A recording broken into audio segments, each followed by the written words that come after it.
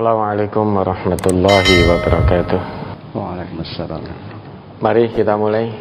Bismillahirrahmanirrahim. Di dalam Islam, yang jadi imam dalam keluarga adalah seorang laki-laki atau suami. Tapi ini kok sebaliknya, Ustaz. Padahal sang suami juga sholat. Itu berarti keluarga tersebut sudah sholat namun belum melaksanakan petunjuk Allah dan tuntunan Rasulullah. Sholatnya hanya sebatas penggugur kewajiban, belum bisa memahami fungsi dari sholat itu sendiri, sehingga tidak terlaksana apa yang menjadi ketentuan Allah dan ketentuan Rasulullah. Biar bagaimanapun Allah telah membuat ketetapan di dalam Quran surat An-Nisa itu ayat berapa itu? 34.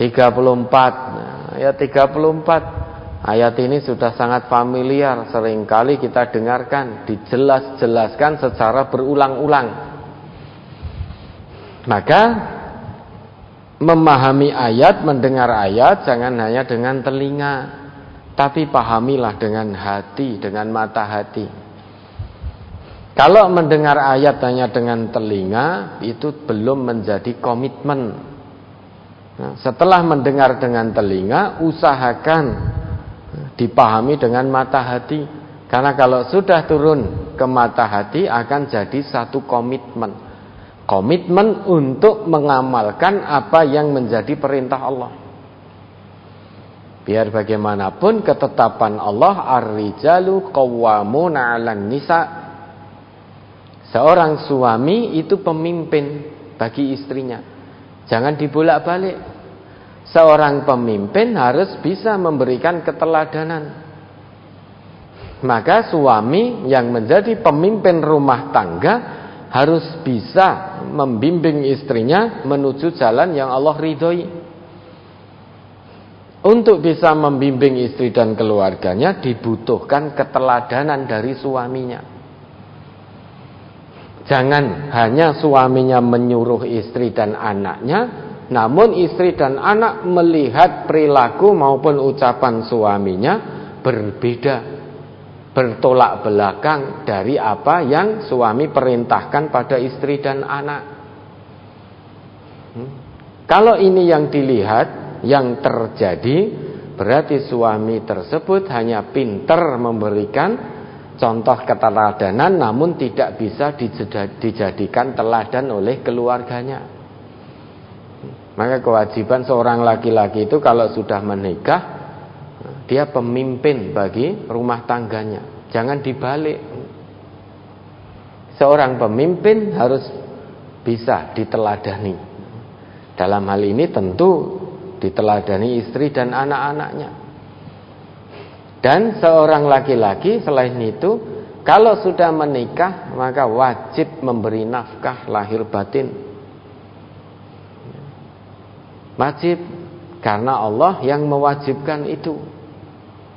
Ar-rijalu qawwamuna 'alan nisa bima faddalallahu ba'dahum 'ala ba'd wa bima anfaqu min amwalihim.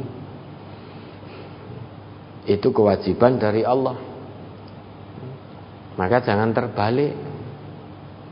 Masa seorang suami pemimpin rumah tangga jadi seorang istri, padahal menurut Allah yang menjadi pemimpin rumah tangga suami.